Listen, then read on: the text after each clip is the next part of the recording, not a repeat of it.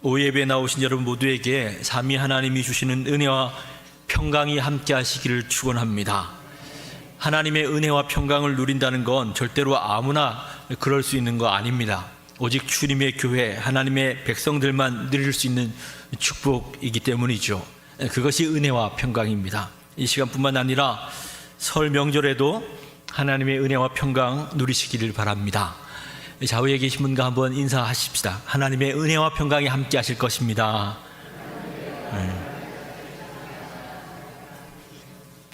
오늘 본문은 명절과 관련된 내용입니다. 유대인들에게 있어서 명절은 예배하는 날입니다. 예배하기 위하여 예루살렘에 올라가는 날이 명절입니다. 제가 예배를 이야기할 때마다 참 이렇게 그립기도 하고 가능하면 한 번쯤 돌아갔으면 좋겠다 싶은 때가 저의 20대 후반입니다. 그때는 제가 대학을 다니면서 선교사 훈련을 받던 때였습니다. 여러분, 예배에 대한 열정이 가장 뜨거운 사람이 어떤 사람일까요? 제 생각으로는 목회자나 선교사들이 아니라 선교사 훈련생들이 아닌가 싶습니다. 이분들은 선교가 하고 싶어서 안달이 난 사람들입니다. 하나님의 소원이 자신을 점령해 버린 사람들이죠. 그러니까 선교사 훈련생들이 한자리에 모여서 함께 찬양하고 하나님을 예배하면요, 악기가 많지 않아도 싱어들의 수준이 좀 떨어져도 같은 소원을 가진 이들끼리 소원이 지금 똑같잖아요.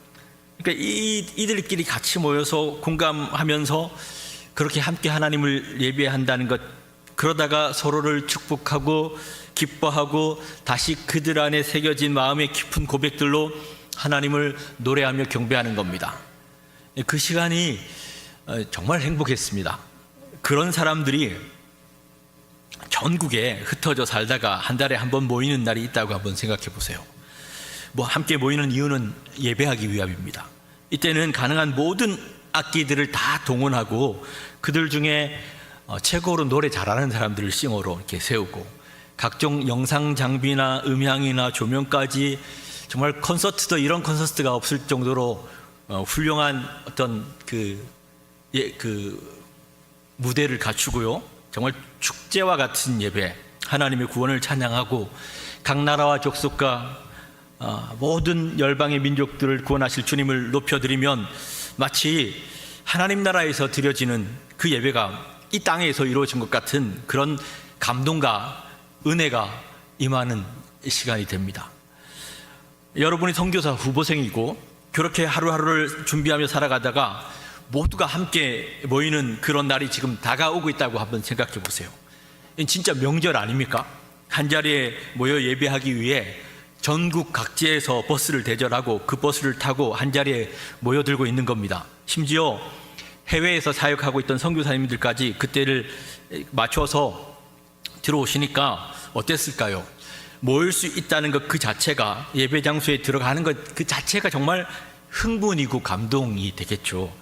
그러다가 찬양 인도자가 자, 우리 다 함께 일어나서 살아계신 하나님, 모든 열방과 민족들의 찬양을 받으시기에 합당하신 주님을 소리 높여 찬양합시다 하고 막 이렇게 이야기하면, 예배에 초청하면, 그러면서 이제 첫 번째 찬양이 시작되면요, 정말 찬양이 그냥 팡 터져 나오는 그런 예배를 드렸던 때가 있었습니다.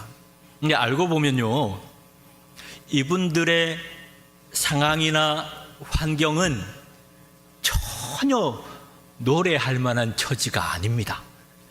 지금은 선교사가 되고 싶어서 안달이 나 있긴 하지만 머지않아 우리나라를 떠날 거고 전혀 다른 문화, 다른 사람들과 평생을 같이 할 것을 생각하면 어떨까요? 저 미지의 땅을 향해 떠날 것에 대한 막연한 무언가가, 또 사실은 한창 이제 부모님을 섬겨야 될 때인데 이제 막 대학을 졸업했거나 취업을 했거나 유치원에 다니는 아이들이 있을 정도니까 지금까지 키워주신 부모님께 이제 효도해야 될 나이인데 그 나이 드신 부모님들을 이 땅에 남겨두고 떠난다는 것도 이런 여러 가지 생각들이 그들의 마음 한쪽에 이렇게 자리 잡고 있으니까 뜨겁고 힘차게 찬양할 때는 그냥 온 힘을 다해서 함께 노래하겠지만 잔잔하고 조용한 찬양이 시작되기 시작하면 그때는 어떤 마음이 들까요? 그러면요, 정말 여기저기에서 막 이렇게 흐느껴 울기 시작하고 중심의 고백으로 간구하는 목소리가 조금씩 터져 나오게 됩니다. 그런 이들조차 다 품어주실 것 같은 아버지의 넉넉한 품을 경험할 수 있는 그런 예배를 드렸던 때가 있었습니다. 리차드 포스터가 예배에 대해 정의하면서 이런 말을 한 적이 있습니다. 진정한 예배와 찬양은 우리를 있는 모습 그대로 사랑하시는 하나님의 품에 안겨서 하나님께서 나를 바라보시면서 기쁨을 이기지 못하셔서 사랑의 노래를 불러주시는 것, 하나님께서 불러주시는 것, 그리고 그 사랑의 노래를 듣는 것, 거기에서부터 진정한 찬양과 예배가 시작이 된다. 그래서 예배는 하나님 중심입니다. 말씀을 통해 우리는 하나님을 듣는 것이고 그 하나님을 바라보고 노래할 때 하나님께서 새 힘을 주시는 것이 아니라 하나님을 듣고 하나님을 예배하는 것 자체가 우리에게 새 힘인 겁니다.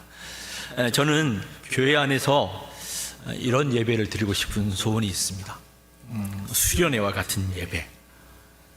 그냥 주일날 하루 종일 수련회 했으면 좋겠어요. 부흥회와 같은 예배. 하나님을 향해 우리의 마음을 힘껏 열어드리고 전심을 다해 노래하고 하나님의 음성을 듣고 그 말씀에 반응하여서 한 걸음 한 걸음 나아가는 것이 교회이기 때문입니다. 저는 그것이 우리 교회를 허락하신 이유 가운데 하나라고 믿습니다. 네, 여러분, 예배에 대한 이런 목마름과 소원이 간절한데 예배를 드리다 보면 전혀 분위기가 안 될 때가 있죠. 안 되는 정도가 아니라 이건 방해자들이에요. 예배하지 못하게 하는 회방도 이런 회방꾼들이 있나 싶을 정도의 상황이라면 어떤 마음이 드시겠습니까? 성경에 보면 바로 오늘 본문 바로 위에 제목 같은 게 하나가 붙어 있죠. 뭐라고 되어 있냐면 성전을 깨끗하게 하시다라는 제목입니다. 본문은 말 그대로 예수님께서 성전을 정화하신 내용입니다. 근데 많은 이들이 특별히 당시 성전을 관리하던 제사장이나 레위인 편에서 정화하셨다는 느낌이 아니라 그들 편에서는 난리도 이런 난리가 없지 않았나 싶었을 겁니다. 우리가 알고 있는 예수님은 푸른 풀밭에 누이시며 실만한 물가로 인도하시는 선한 목자시잖아요. 근데 지금 성전에 나타난 예수님은 과연 그런 예수님이 맞나 싶을 정도로 분노하고 계십니다. 여러분, 성경에서 예수님이 분노하시는 장면 본 적 있으십니까? 네, 바로 오늘 본문이에요. 성전에 들어가서 그 성전에서 장사하는 사람들을 보시고 놋근으로 채찍을 만들어서 소와 양과 염소들을 다 내쫓아버리고 돈 바꾸는 사람들의 상을 뒤집어 엎으셨어요. 한번 상상해 보세요. 이건 선을 넘어도 한참 넘은 거 아닙니까? 그 선하고 온유하신 예수님이 무슨 이유로 이렇게 화를 내셨을까요? 성전에서 장사하는 일이 그렇게 분노하실 만한 일이었을까? 상을 뒤집어 엎어버리고 채찍을 들어 장사하는 사람들을 내쫓을 만큼 그렇게 분노하실 만한 일이었을까요? 사실 성전에서 장사를 시작하게 된 계기는 유대 백성들을 돕기 위함이었습니다. 유대인들은 유월절, 오순절, 그리고 장막절 이렇게 세 번의 큰 명절이 있는데 이 명절이 되면 디오스포라로 이렇게 먼 나라에 흩어져 사는 유대인들이 예루살렘으로 올라오게 됩니다. 예루살렘에 와서 제사를 드려야 하기 때문에요. 예루살렘에 사는 사람들이야 문제가 없겠지만 소아시아나 갈릴리 지방에 사는 사람들이 예루살렘에까지 올라오려면 적어도 며칠, 길게는 보름에서 한 달 이상을 걸어와야 되는데 그렇게 긴 여행을 제물로 드릴 양이나 소를 끌고 온다는 건 이건 불가능한 일이잖아요. 게다가 제물로 바치려면 제사장이 판정을 내려줘야 합니다. 오케이, 이건 흠 없는 제물이야 하고 판결을 내려줘야 제물로 바칠 수 있는데 집에서 데리고 나올 때는 제일 흠 없고 건강한 짐승을 데리고 왔다 하더라도 긴 여행을 하다가 보면 병이 들 수도 있고 다른 어려움이 있을 수도 있는 거 아닙니까? 그럼 어떻게 해요? 흠없는 짐승을 구하기 위해 다시 집으로 돌아가야 됩니까? 이건 정말 낭패죠. 그러니까 제일 안전한 방법은 예루살렘 가까이 와서 제사장들이 이건 괜찮아, 흠이 없다고 이렇게 판정을 내려놓은 재물이 있다면 그걸 사는 게 제일 좋고 안전하지 않습니까? 근데 이런 이유로 성전 앞에서 재물을 팔기 시작한 겁니다. 처음에는 감람산 기슭에 있는 기드론 골짜기에서 재물을 팔기 시작했습니다. 먼 곳에서 온 사람들이 감람산 기슭에 가서 소나 양을 사서 제사를 드릴 수 있게 되었으니까 이건 감사할 일이죠. 근데 언젠가부터 기드론 골짜기에서 팔던 소나 양, 염소 같은 가축들을 성전 안에 있는 이방인의 뜰에서 팔기 시작한 겁니다. 기드론 골짜기에서 짐승을 사서 데리고 오는 것도 불편하니까 차라리 성전 안에서 재물을 팔고 살 수 있게끔 바로 제사를 드리면 되는 거니까 더 편해진 거죠. 이것은 백성들의 편리를 위함이었습니다. 세금도 마찬가지입니다. 당시 로마 제국에 흩어져 살던 사람들은 다 자기들이 사용하던 화폐가 있었겠죠. 그러다가 모처럼 예루살렘에 왔는데 보니까 성전세를 드릴 때는 가장 순수한 은으로 만들어진 두로 은전만 사용을 한 겁니다. 문제는 이 두로 은전을 구하기가 어려웠다는 겁니다. 그런데 이것도 예루살렘에 와서 두로 은전으로 한전할 수 있으면 백성들은 여러모로 편하잖아요. 자, 이렇게 백성들의 편리를 봐주었던 일이 예수님께는 분노하실 만한 일이었는가? 그런 정도라면 분노하시지 않으셨겠죠. 다른 이유가 있었다는 겁니다. 같은 내용이 기록된 마태, 마가, 누가복음, 공관복음에 보면 예수님이 왜 화를 내셨는지를 알 수 있습니다.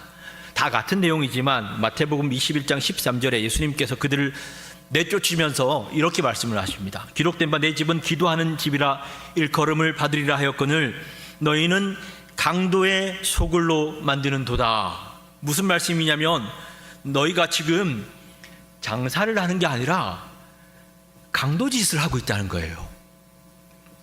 이게 무슨 말이냐면요, 당시 지도자들이 장사하는 사람들에게 권리금을 받고 성전 안에서 장사를 하게 한 겁니다. 그런데 권리금을 너무 많이 받은 거예요. 그러니까 자릿세를 많이 낸 장사꾼들이 가축을 더 비싸게 판 겁니다. 안 그러면 손해보니까 조금이라도 이윤을 남기려면 이 방법밖에 없잖아요. 근데 그게 가능했던 이유가 제사장들이 이 장사꾼들에게 산 짐승이 아니면 흠없는 짐승하고 이렇게 낙인을 찍어줘야 되는데 통과를 안 시켜주는 겁니다. 다른 데서 가지고 오면. 한마디로 상인과 제사장들이 이렇게 야합을 해서 조직적으로 폭리를 취한 겁니다. 명백한 도둑질이고 강도짓을 한 거죠. 백성들은 이걸 다 알면서도 흠없는 제물로 인정을 받으려면 어쩔 수 없잖아요. 속으로 뭘 했겠습니까? 에이, 도둑놈들 뭐 이렇게 했죠. 나쁜 놈들, 이렇게 못된 놈들이 어디 있어. 일반 시장에 비하면 2배, 3배 더 비싼 거 뻔히 알지만 다른 거 안 받아주니까 어쩔 수 없이 간행에 따라 그렇게 당할 수밖에 없었던 겁니다. 그러니까 성전에서 장사하거나 돈 바꾸는 일이 백성들의 편리가 아니라 종교 지도자들의 착취 행위가 된 것입니다. 그러면 예수님께서 분노하신 이유를 아시겠죠? 이것이 예수님이 분노하신 이유입니다. 여러분, 이 장면을 지켜봤던 예수님께서 그 종교 지도자들 편에서 봤을 때는 난동이었겠지만 백성들은 그 장면을 보면서 무슨 생각을 했을까요? 대부분은 통쾌하면서 그래, 하나님의 거룩한 성전을 강도의 소굴로 만들어서 착취하고 폭리를 취하는 걸 보고 저렇게 화를 내실 정도면 저분은 최소한 선지자 이상일 거야. 그렇게 생각을 했겠죠. 예수님은 제사장과 상인들의 착취와 폭리를 책망하셨습니다. 이것이 마태, 마가, 누가복음의 관점입니다. 반면에 요한복음은 이 부분을 조금 다르게 기록했는데요. 새 복음서는 너희가 하나님의 집을 강도의 소굴로 만들었다고 기록했는데 요한복음에 보면 너희가 이 성전을 헐라라고 말씀을 합니다. 너희가 이 성전을 헐라라는 말은 성전을 청결하게 해야 한다는 말이 아니죠. 우리 마음을 깨끗하게 하라는 말도 아니죠. 너희가 이 성전을 헐라라는 말은 내용과 의미를 상실한 유명무실한 성전을 진짜 성전이신, 성전의 주인이신 예수님께서 심판하신 사건입니다. 한마디로 이제 그런 성전은 없어, 그런 성전도 없고 그런 예배도 없다고 하나님께서 말씀을 선포하신 겁니다. 그러면서 아주 중요한 말씀을 하시죠. 너희가 이 성전을 헐라, 내가 사흘 동안에 일으키리라. 이 말을 들은 유대인들의 반응은, 이 성전은 46년 동안 지은 건데 헤롯에 의해서 주전 20년 전부터 짓기 시작했고, 이 대화의 시점은 주후 26년 정도니까 46년 동안 지은 겁니다. 근데 이걸 3일 만에? 말도 안 되는, 말이 되는 이야기를 해야지, 이런 반응이었겠지만 오늘 본문 21절 말씀은 이렇게 기록합니다. 예수는 성전된 자기 육체를 가리켜 말씀하신 것이라고 하셨죠. 그렇다면 과연 이 성전과 모세에게 말씀하신 성막에 어떤 의미가 있길래 예수님께서 이런 말씀을 하신 걸까요? 하나님께서 바로의 노예였던 이스라엘 백성들을 애굽에서 구출하신 후에 시내산에서 이런 말씀을 하십니다. 출애굽기 25장 8절과 9절 말씀에 내가 그들 중에 거할 성소를 그들이 나를 위하여 짓되 물론 내가 내게 보이는 모양대로 장막을 짓고 기구들도 그 모양을 따라 지을지니라. 하나님이 거하실 곳이 없어서 사람의 손으로 지은 건물에 거시는 그런 분이 아닙니다. 그러면 무엇 때문에 성막을 지으라고 하셨을까요? 그러면서 내가 내게 보이는 모양대로 장막과 기구를 만들라고 하신 겁니다. 그 말은 장막과 기구들이 하나님께서 왜 성막을 지으라고 하셨는지에 대한 메시지를 가지고 있다는 말이죠. 어떤 하시고 싶은 말씀이 있었다는 겁니다.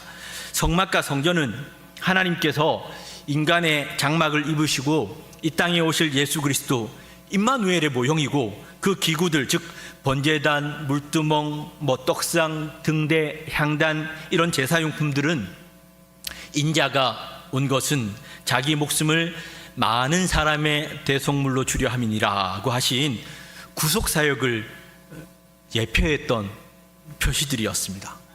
그러니까 장막은요, 장막 안에 있던 그 성전 기구들은 처음부터 이걸로는 안 돼, 하나님이 사람의 장막을 입고 오셔서 세상 죄를 지고 가는 하나님의 어린 양이 되셔야 돼, 이런 메시지를 담고 있었던 것이고, 이 성전을 헐라 내가 사흘 동안에 일으키리라 하신 말씀은 드디어 지금까지 짐승을 잡아서 제사를 드리는 것을 대신했던 이 율법적이고 의식적인 예배 행위는 폐하시고 이제 새롭고 산 길이 되신 예수 그리스도를 통하여서 새 시대의 새로운 예배를 시작하시겠다는 말씀인 겁니다. 히브리서 9장 9절과 10절 말씀을 제가 읽어드릴게요. 이 장막은 현재까지의 비유니 이에 따라 드리는 예물과 제사는 섬기는 자를 그 양심상 온전하게 할 수 없나니 이런 것은 먹고 마시는 것과 여러 가지 씻는 것과 함께 육체의 예법일 뿐이며 개혁할 때까지 맡겨둔 것이니라. 그리고 난 다음에 히브리서 10장 9절에 가면 그 후에 말씀하시기를 보시옵소서 내가 하나님의 뜻을 행하러 왔나이다 하셨으니 그 첫째 것을 폐하심은 율법을 폐하시는 건 둘째 것을 세우려 하심이라, 이렇게 말씀하고 있습니다. 오늘 본문인 성전 정화를 통해 알게 되는 예수님이 오신 이유는 첫 것을 폐하시고 둘째 것을 세우러 오셨다, 예배를 새롭게 하신 것을 말씀하신 것입니다. 이제 율법적이고 의식적이고 짐승을 제물 삼아 예배하던 그 일은 2000년 전 갈보리 십자가 언덕에서 완전히 끝이 났고요, 예루살렘을 향해 며칠씩 가야 예배할 수 있고 짐승을 준비하고 돈을 바꾸고 모든 예법과 의식을 따라 제사하던, 이제 그런 성전은 없다는 겁니다. 돈으로 예배를 대신하고 짐승 하나만 바치면 되던 그런 예배는 처음부터 하나님이 원하신 예배가 아니었다는 겁니다. 오전과 메시지가 조금 연결이 되죠. 근데 지금 요즘도 이 첫 번째 방법으로 예배하는 분들이 계시는 것 같아요. 약간의 돈으로 대신하는 겁니다. 아니면 다른 무언가로 그냥 드리면 그것이 예배일 거라고 생각하는 예법에 갇혀진 분들이 계시다는 겁니다. 근데 주님은 그 방법으로 예배하지 않게 하시기 위해서 십자가 지셨는데, 그러니까 다른 걸로 예배를 대신할 수 없다는 겁니다. 제가 사실은 아까 노래를 하나 부르려고 했었거든요. 그런데 제가 그 노래를 부르면 여러분 다 주무실 것 같아서 여기 가사가 다 적혀 있는데 과감하게 생략을 했습니다. 앞으로 부를 기회가 많이 있겠죠.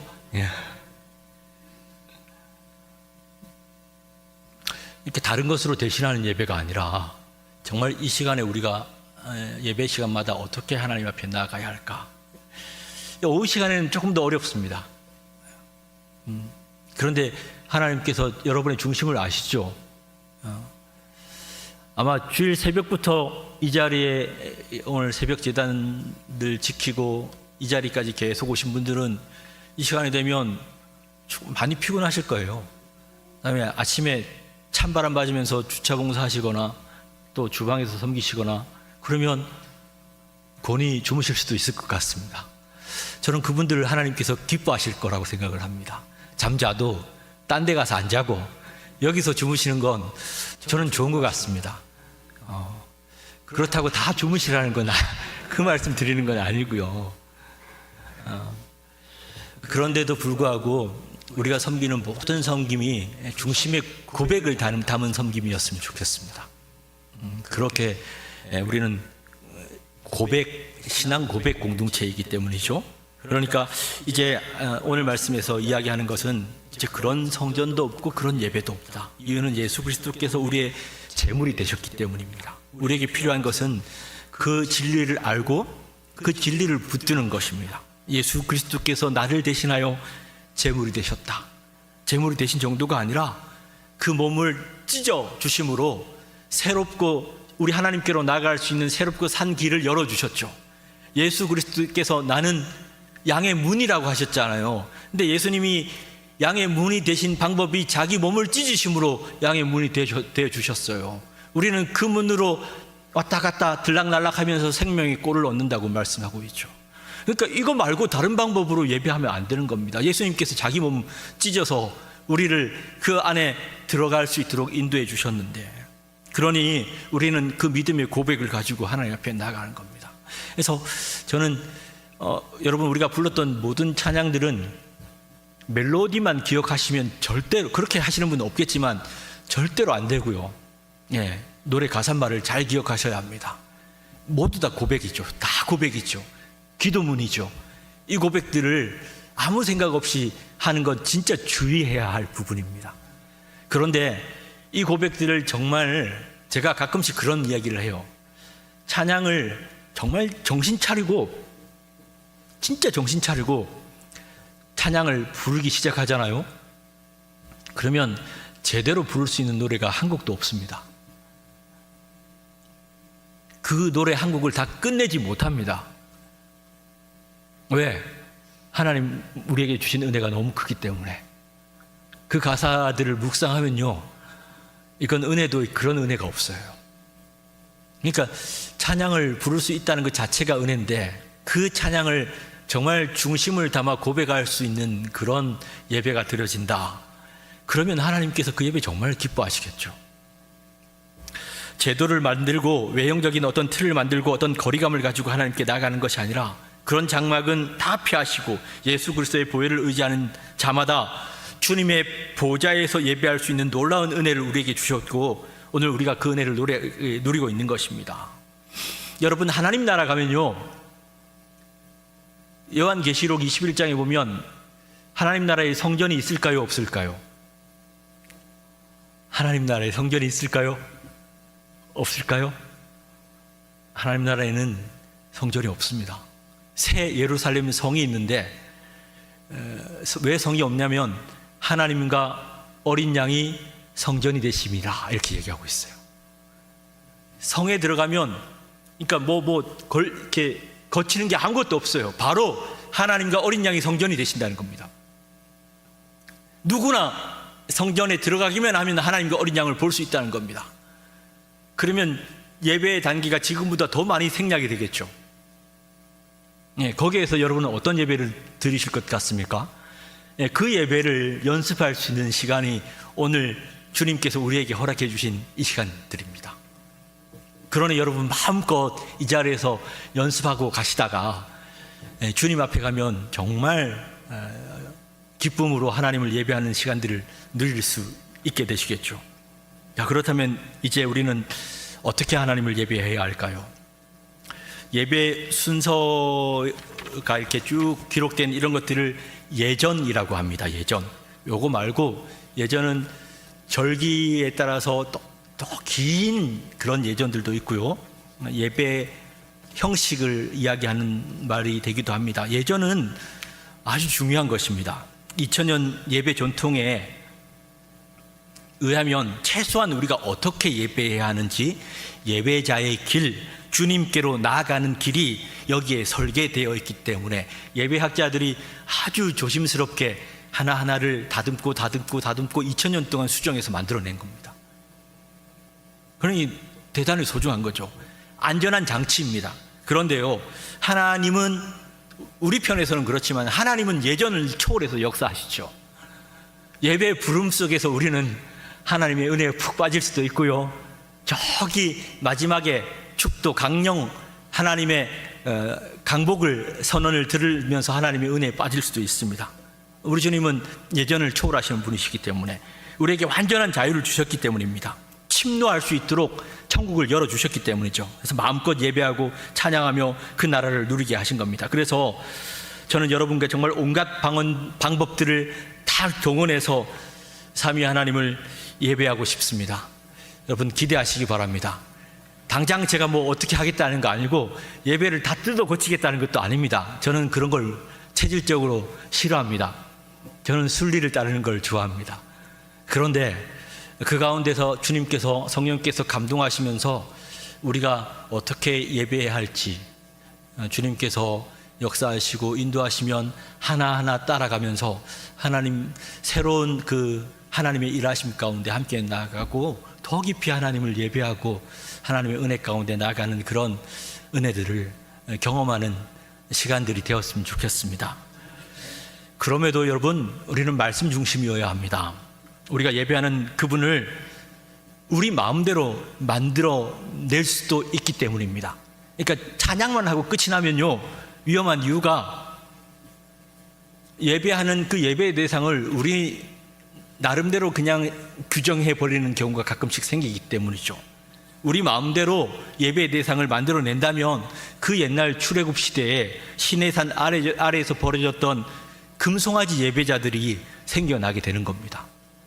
그들은 하나님을 예배했다고 생각했는데 알고 보니까 금송아지를 예배한 거잖아요. 근데 지금도 하나님 말씀이 제대로 우리에게 선포되지 않으면 우리는 자신도 모르게 하나님 말고 풍요의 신, 우리를 번영하게 하는 신, 잘되게 하는 신이라고 생각하는 그 금송아지를 예배하게 되는 경우가 벌어진다는 것입니다. 그래서 여러분 말씀 중심입니다. 신앙 고백 중심입니다. 그래서 다음 주에는 선교사님께서 오셔서 선교 보고를 하시겠고, 그 다음 주부터는 이제 신앙 고백을 하나씩 같이 한번 공부하면서 우리의 신앙을 반석 위에 더욱더 견고하게 세워가는 시간들 가져가기 원합니다. 제가 끝으로 부탁을 드릴 것은 우리가 함께 드리는 이 예배를 통하여서, 경배와 찬양을 통하여서 우리가 마음껏 기뻐하며 주님의 보좌를 향해 나아가며 예배할 때마다 세상의 사상과 문화로 더럽혀진 우리의 생각과 우리 마음 안에 모든 독소들은 다 빠져나가고 내 영혼이 은총 입어 중한제짐 벗고 보니 그 어디나 하늘나라라고 고백하고 더 이상 소나 양 같은 짐승이 아니라 예수 그리스도를 믿음으로 구원을 주시는 하나님을 기뻐하며 예배할 수 있는 저와 여러분, 우리 경신교회가 되기를 주님의 이름으로 축원합니다.